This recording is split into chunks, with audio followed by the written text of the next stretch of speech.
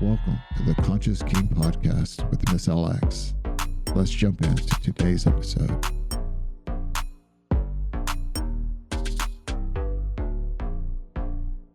I think unless someone wants to jump in after this, I think this is going to be our last question of the evening, coming in from Rex Sub and his lovely wife, oh gosh, Jane. Did I remember correctly? That's right. Oh, fuck a duck. Thank goodness. Okay, Jane, Miss Jane, how can I help you, my dear? Well, my husband has been serving as my maid several shifts a week and does an excellent job cleaning and straightening and doing various maintenance tasks. And we just want to make sure that this, servant relationship continues to go well and be interesting for a long, long time. And usually he comes up with the main ideas and I implement them or, riff on them and then implement them. Mm-hmm. And so we just wanted some fresh ideas for how to keep evolving this servant relationship and especially to accentuate my accentuate my authentic power. Yeah, that's wonderful. So tell me, what are you enjoying? When you said Jane, I just want to call you Lady Jane for some reason. Am I allowed to do that? Sure. Yes, you may. I love that. It's just rolling off my tongue so nice right now. Okay, so Lady Jane, let me ask you this. What are some of your, right? It is so pretty. Thank you, Ember, for the validation. So Lady Jane, what are some of your favorite things about what's going on right now in your dynamic? I like when it's humorous because seeing a man dressed in feminine clothes is funny to me. I like the work that's getting done. I like the fact that it's when he's in woman mode as a maid, I'm not responsible for his sexual satisfaction. That can come at a different time of day. Oh, okay. All right. Well, my mind is already going just off of these three things that you gave me, so this is wonderful. So let me pivot. Are you allowing your submissive to talk as well this evening? Sure. Okay. So let me ask your submissive here then, Rex, what are some of your favorite things about what's going on right now? Well, it seems like instead of being just a hot scene, it's like really pretty authentic DS because she likes having that power. Okay. Anything else that is just tickling your fancy? Well, she's willing to enforce things with things like canes. Okay. Instead of it just being, again, like a scene, it's kind of more real or something. I don't know. All right. Okay. Excellent. So do you all have rules? Do you all have rules and rituals and protocols already established in your dynamic right now? With respect to maid work, yes. Okay. Now, are you wanting to keep this this play strictly in the maid play feminization arena during these designated times? If I understand what you're saying, when he's a maid, is he just a maid or? Well, more of my question is, do you want, so you said, I don't remember exactly how you phrased it, but you said that he's been working a few shifts as your maid. Do you want any play or kink or power gap outside of the times where he is on his maid shifts? Yes, and that already existed. Okay. Pre-made. Okay. For the maid. Okay. So this is really about maximizing the time where we're doing maid play and feminization specifically? Yes. Okay.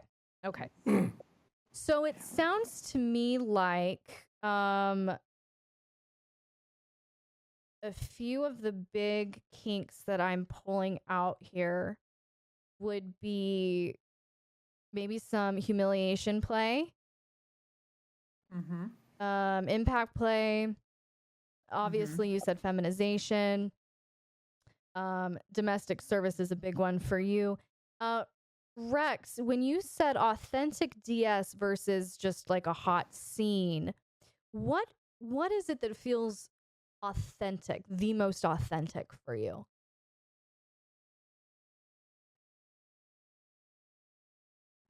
Let's see. It's just that it's because she gets something that she enjoys and something that she values and something that she thinks is funny, and it involves real power.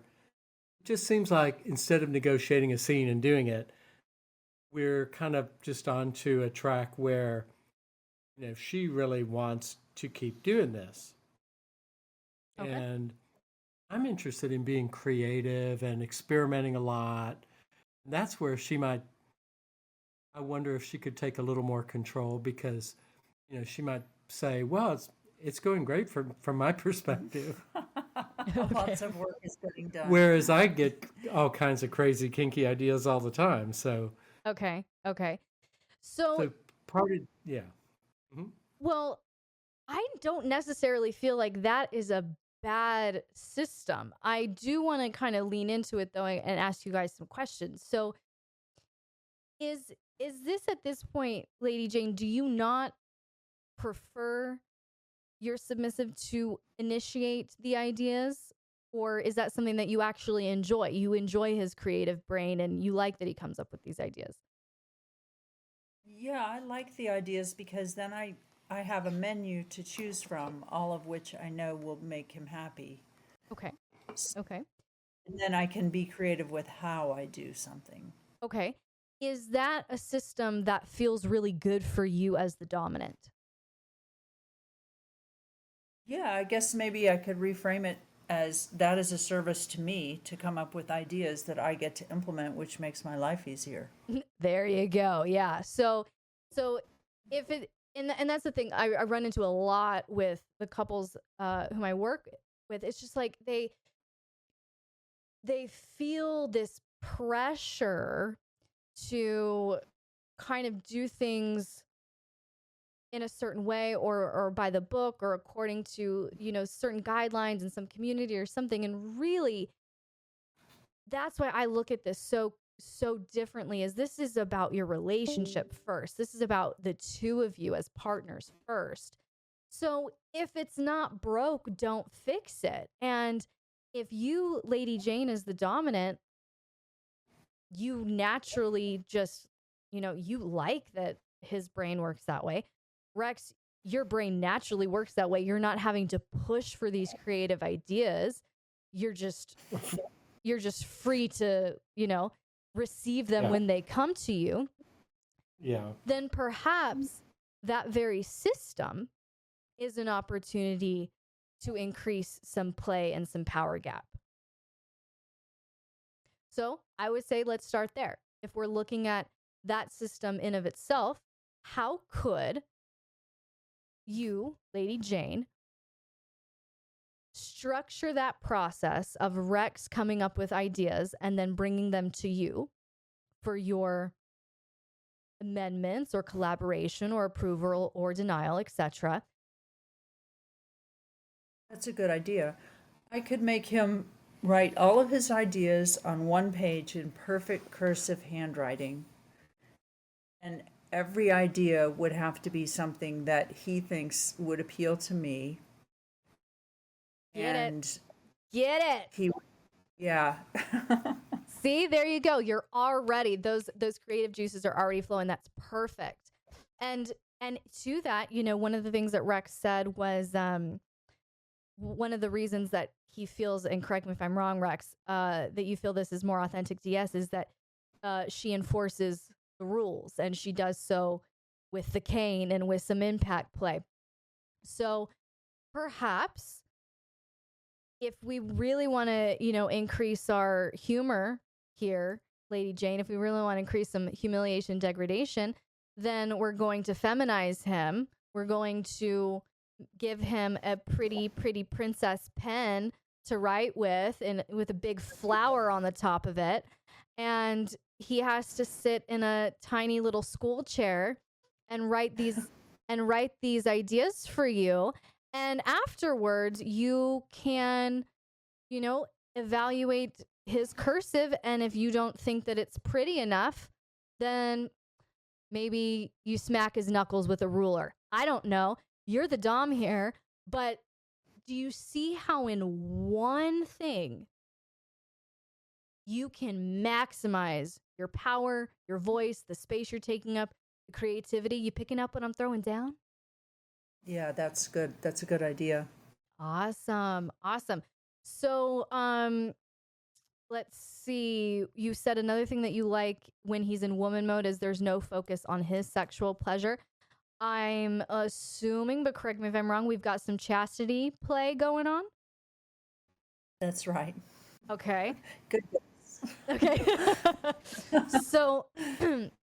So you also have opportunities around that, and I'm sure you're already doing this, but one of the things that he said was authentic DS versus a hot scene. So that tells me that Rex likes the consistency.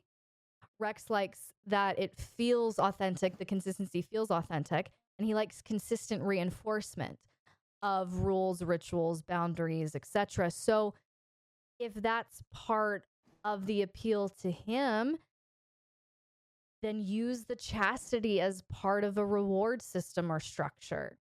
Use that to either extend time in chastity, withhold pleasure, give pleasure, Right. all of those things. Let me take a moment and read some comments. I don't want to miss out on anyone. This reminds me of middle school. I wasn't written well, got paper torn up. There you go. Tear up that paper. Make him write it again. Absolutely. Absolutely. So really, and this is really the advice that I give to all of the dominants that I work with. The more you can slow down and just be present in your world and observe what's going on, the more ideas will come to you. It's when we get locked into this go, maintaining the dynamic. I don't have time to myself. I don't have time to think or rest or stop or process or be present and actually observe. That's when it really becomes troublesome to generate some of these ideas. But if you just slow down and you allow yourself that slower pace and you allow yourself just the pleasure of observing and being present, just like we did tonight, then these creative ideas are naturally going to just start flowing more freely. But again, I would just encourage you both, if that's the system that currently works, that Rex has a great creative brain and you really enjoy that about him, that's an act of service that he can extend to you as your dominant. So lean into that. And I think the ideas that you came up with about how to maneuver that in your dynamic, I think that's beautiful. I think that's great. And then, look for, Jane, this one is for you specifically. Look for, because you said you like the work that's getting done. So look for other ways that he can take things off of your plate. Look for those opportunities. Like, do you need a special dress for a dinner on Friday? Okay, then he needs to make sure that dress is ironed and pressed and your shoes are picked out and everything, looks great and ready to go. Like, look for opportunities for you to step back and delegate. And since feminization is such a joy for you, you find such pleasure in it as well. Maybe both of you in a little bit different ways.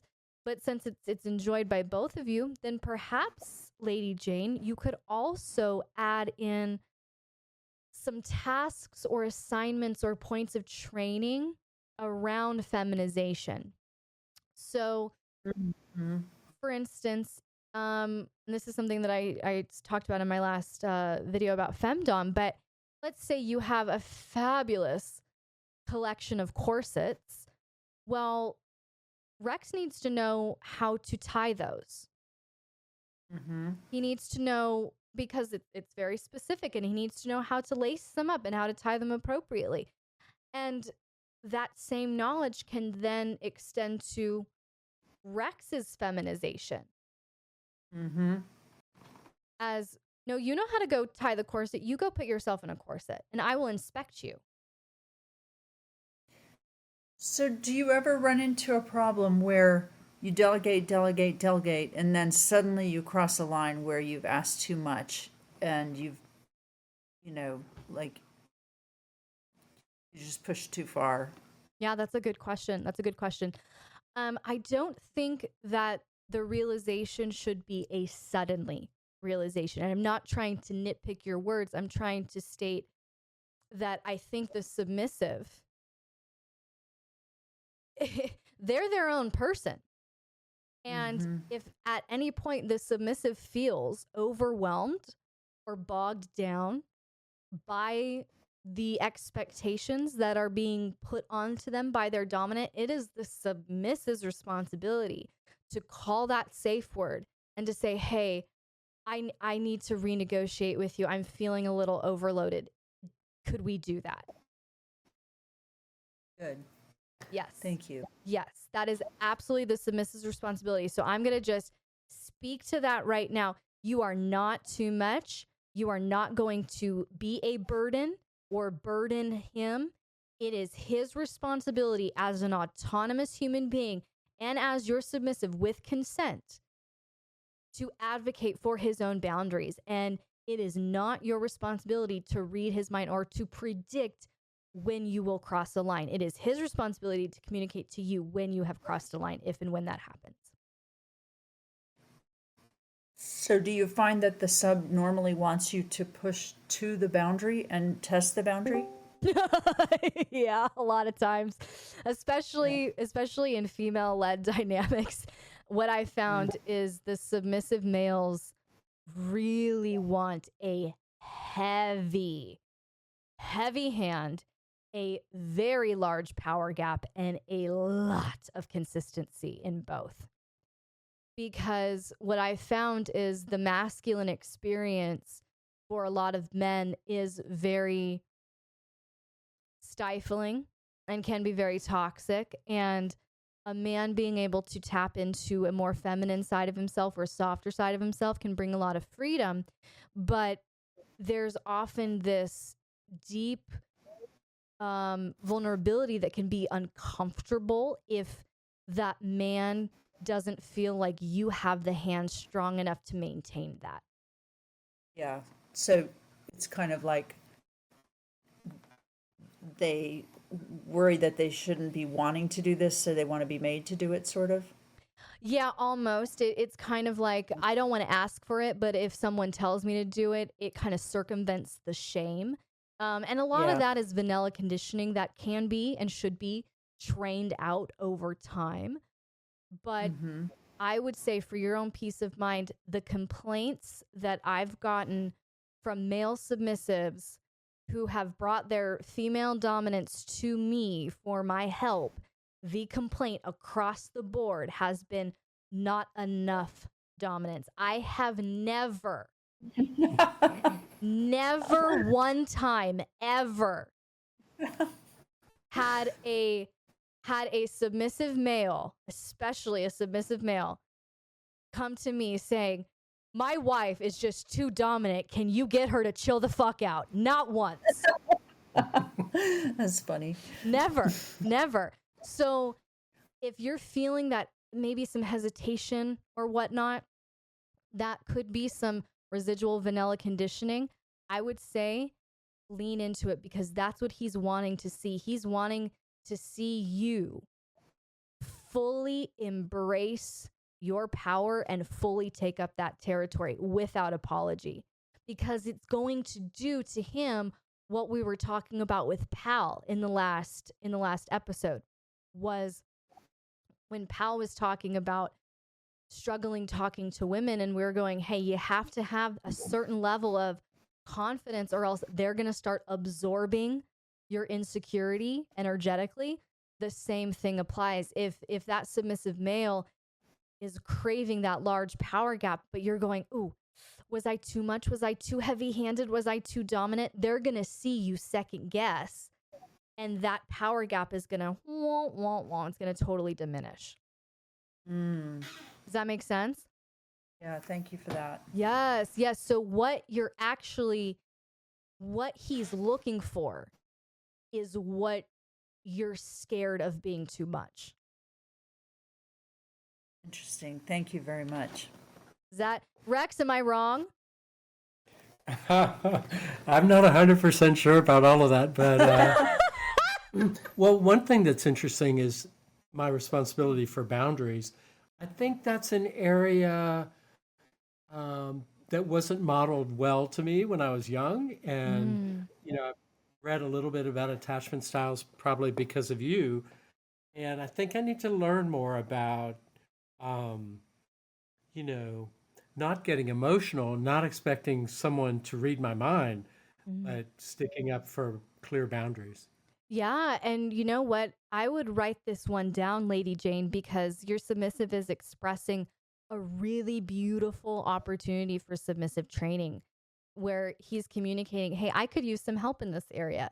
So this could be a new point of punishment, a rule system that you set up, Lady Jane, where it could be you helping Rex be a little bit more present and mindful with his emotions and his own body. Maybe get him a feelings wheel pillow, right? Whatever you feel would be the most helpful. But whatever you establish as that system of training, then you can correct it. Then you can punish it. So, for instance, Rex, if I'm just kind of projecting myself into this situation here, I would establish some sort of rule with Rex here that would be about communication, and it would be about when he gets fussy about something. So me as the dominant, I'm reading my submissive, and you're very smart, Lady Jane. You're very aware. I can tell. You can tell, can you not, when Rex is getting a little huffy puffy, fussy about something? Can you tell? Sometimes it's fake and sometimes it's real. Sometimes it's fake and oh shit. Okay. Well, that's another area. That's another great area of submissive training. You need to be clear when his emotions are real and when he's feigning. And that line needs to be established. So maybe you need to discuss a cue word or a cue phrase or some sort of even safe word on your end, Lady Jane, where if you are unsure what's real or not, you call that word to cue him. Hey, whoa, pause. I need to know if this is real or not. Okay, so if I said, dig up the septic tank and clean it or something, and he says, no, that's not the work I can do, I say, really? Or Right. You say something like, oh, that's really cute, but I didn't hear your safe word. So you have two options. You can go fucking do what I just told you to do, or you can call your safe word and we can talk. Okay. Got it. Okay. How'd that one feel, Rex? Yeah, we don't hear many safe words around here. Okay. So he's saying to me, that was his little sneaky way of saying most of it's feigning, and he's just playing, and he's playing likely because he wants a little bit more of that power gap or that heavy-handedness. Right. So tell me more about the training him to process his emotions and communicate better. How does that work? Yeah. So now that we have that established where, he has the safe word, and if he really does not want to do something or can't do something or it crosses the line, he calls that safe word. Otherwise, it's feigning, it's playing, it's bratting, and you can just take it at that. So that should clarify something for you. That should clarify some things for you. But I would say start with awareness. Because I'm going to tell you kind of my process, how I would approach this as a dominant. So I would start with awareness, and I would pay very close attention to my submissive's body language and micro expressions when they genuinely are fussy about something. Not necessarily with me, like in life. Like when they're fussy about something, when they're worn out, when they're drained, I want to know the bad cues. I want to know the I'm burnt out cues, the I'm overwhelmed, I'm anxious cues, I'm huffy, puffy, fussy, just like what I need to know those cues. And so I'm going to watch, I'm going to observe, I'm going to be very aware of what that looks like. And I'm going to take inventory of that. And once I have a reference point, then that's when I can really start training. So let's say that, because at this point, you have more awareness of Rex's emotional state than he does. And if you're training him to be aware of his emotional state, you need to start with more emotional awareness than he has. So let's say he has no idea that he's feeling fussy about something. He doesn't even know what it's still subconscious right now, but you are reading on him. His attitude is off. He maybe is a little shorter with you, or short-tempered, or just maybe a little dejected, a little down. You're just reading. Something bad is going on, right? How we start training that emotional awareness is you bring it to his attention. Hey, I'm reading something on you right now. Can you tell me what you're feeling? Mm-hmm. And get him to stop and get him to start identifying some things. And if he starts going, I don't know how I feel. I don't want to deal with it, or I don't want to talk about it. We hold that space and we go, no, you agreed that you wanted this training. You agreed that you wanted to grow in this area, and you asked for my help in this. So no, we're not going to just plow through this. We're going to stop. What are you thinking? If he doesn't know how he's feeling, what are you thinking? Get him to articulate something. We're really just wanting him to stop and see if we can associate a feeling and a thought. That's really the first step. Because that's how boundaries start. He has to be aware of a bad feeling has hit his body, has hit his radar. And he needs to advocate for that. But if we don't have that awareness of the emotion in the first place, that's going to be really difficult to do. So I would just say, get him to be aware. What are you thinking? How are you feeling? Get some sort of answer, even if it's just, I don't know, I just feel a little anxious. Okay, that's great. Then that's just how we build that skill of awareness. Then we're going to bridge that into advocacy. So then I would start going, okay, you know that work that we just did where I got you to stop and feel what you were feeling in your body and put it with a thought? Okay. When you feel overworked or too tired, you feel like you genuinely cannot do something, if you feel like a line has genuinely been crossed, I need you to communicate when that happens. Just like I helped you do just now. And that's when you have to start being very aware. Like, training requires so much awareness, because at that point, you're going to have to watch. And let's say you see that he's feeling fussy, but he's just plowing through it and he's not stopping. But you're seeing it. He is not seeing it. He knows what to do. He knows how to stop and kind of process a little bit. You've kind of taught him that. But you're seeing he's not doing it. And you gave him a task, and he had bad reaction, but he's doing it anyway, and you feel like you should have communicated, then that would be an area to address and go, hey, are you feeling something right now?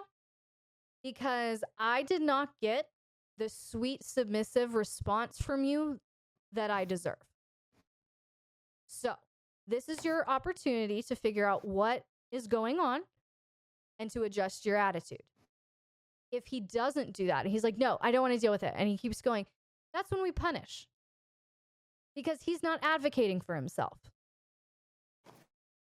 So it's a long process. The process that I just laid out for you is not going to happen in a day or two. Like the initial helping him become more aware of the emotions that hit his body, the thoughts that are associated, that might take a few months. Mm-hmm. But that is the path.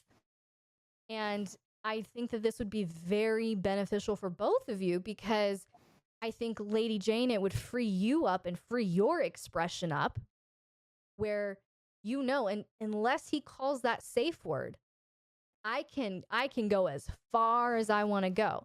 But see, the thing is, you have to trust that he will call his safe word. Mm-hmm. So you've made me realize that the irritation that he feels doesn't come from being pushed too hard to do too much work or being caned too much or anything like that. It's neglect. It's like, you've been working with your client all day. You haven't, like, paid enough attention to me during my maid work. Yeah. So what do you do with that? Well, it depends on how he is expressing himself. And I have I think a video on this where I was talking about the difference between venting and attacking. And really the same principle applies here. If he is still being respectful of you and he is still beneath you in terms of that power gap, then it's how compassionate do you want to be, and what are the needs of that situation at the moment. Like, if he has been in alpha man mode all day, working with clients in a very, logical, clinical kind of setting, then the fussiness that you could be reading at the end of the day could be, I'm just fucking frustrated and I want to like fall and be soft and get out of my head and let go. It could be that. And then it's, how did he communicate that need to you? Was it respectful or not? And how, in this situation, how do you want to meet that need or not within the dynamic? That's a very different scenario than if he is huffy and puffy and fussy because he feels like you haven't been beating his ass enough, but you've also been sick for the last week.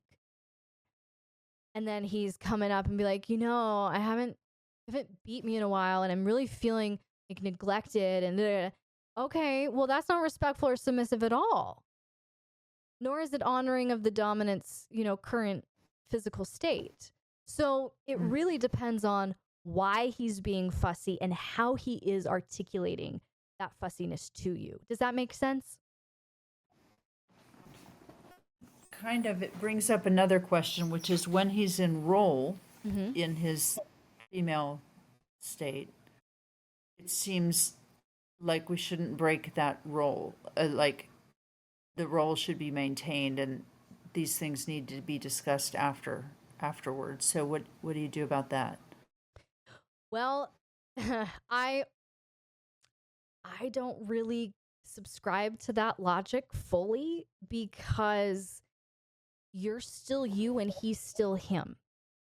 Mm-hmm. And what drives him to want to be in that role is still existent within that role. Mm-hmm. So to me, I wouldn't have a problem. Like, let's do it like this. Give me an example of something that's come up where you were questioning whether or not to come out of the role or not? Can you give me an example and then we can kind of role play it out? Can you think of an example?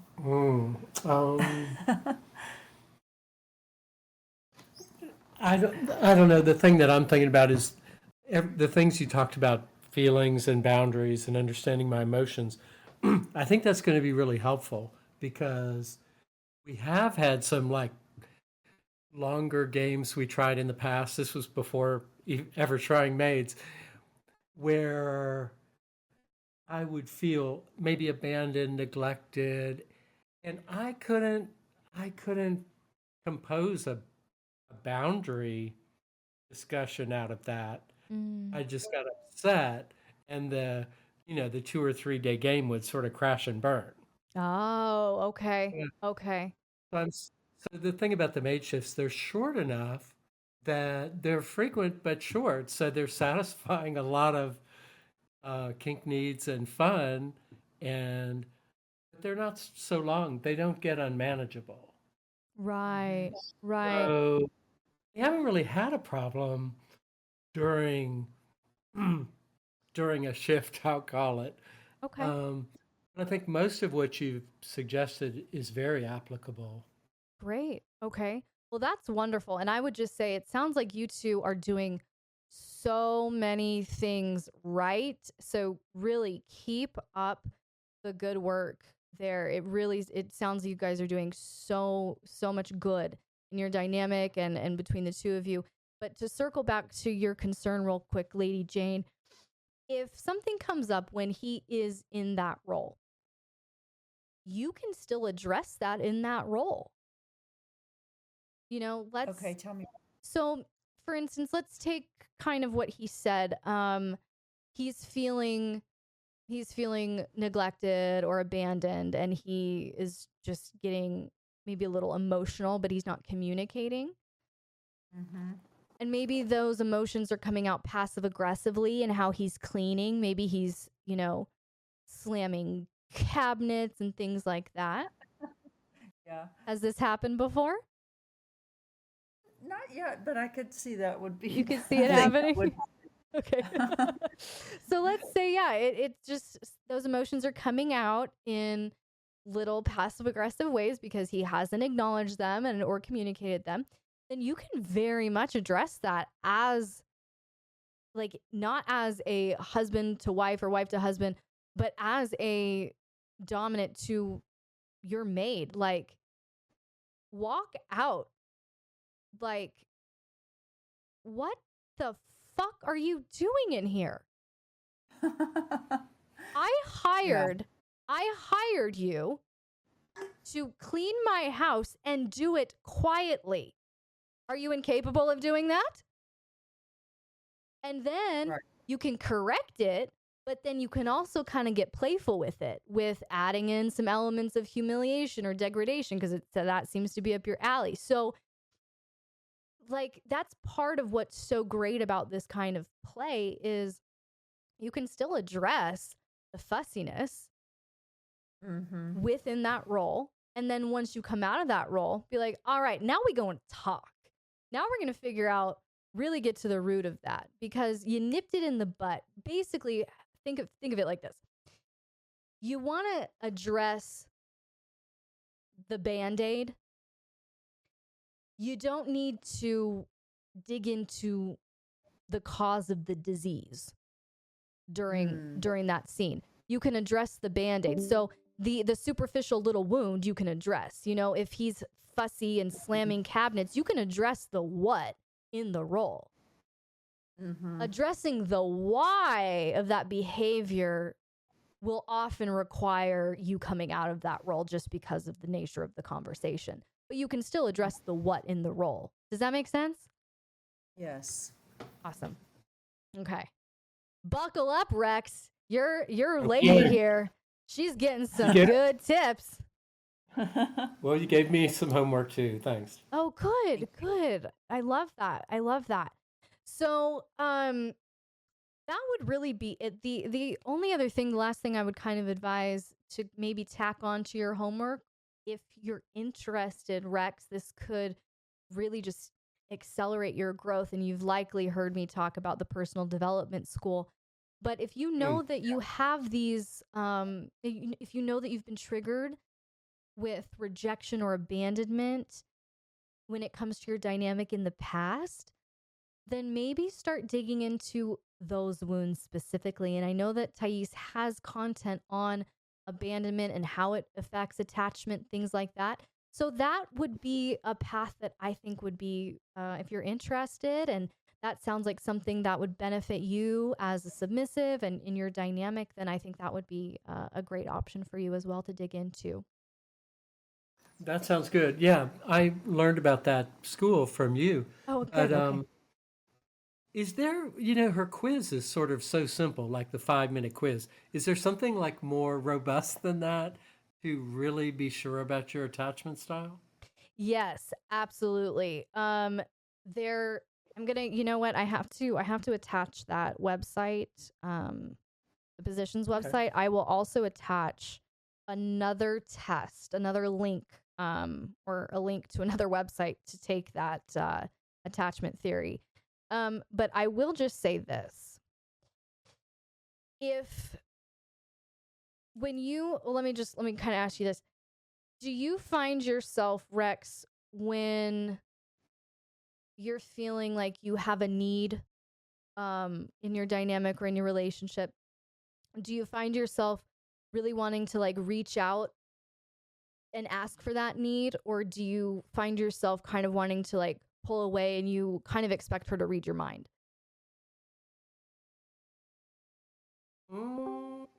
Probably.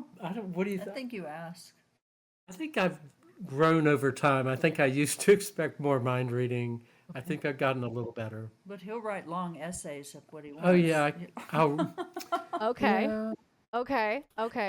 So it sounds like, just right off the bat, just with the little tiny pieces of information, it doesn't sound like you're very avoidant. It doesn't sound like you lean very avoidant, or maybe if you did, you've kind of done the work. So if you're going to go to any of her content, I would lean toward, and don't just take this as law, because I am going to give you that link to the other test. But I would just start leaning more toward the anxious, preoccupied category, more than the dismissive or avoidant category. Dismissives or avoidant types don't write long essays about their needs. Okay. I didn't know that. Okay. That's just not their jam. So just right off the bat, I'm kind of just leaning. I'm not trying to diagnose. You were just thinking that too. Yes, John. Yes. So that's kind of just where my intuition is leaning. But again, don't take my word for it. I will send you that link so you can take another test and kind of see for yourself where you feel you settle on that attachment, kind of scale or spectrum. And I will also say this. This is something that I had experienced, but I didn't actually cognitively realize until my therapist pointed it out to me. But our attachment styles can and often do change depending upon the relationship. Oh, interesting.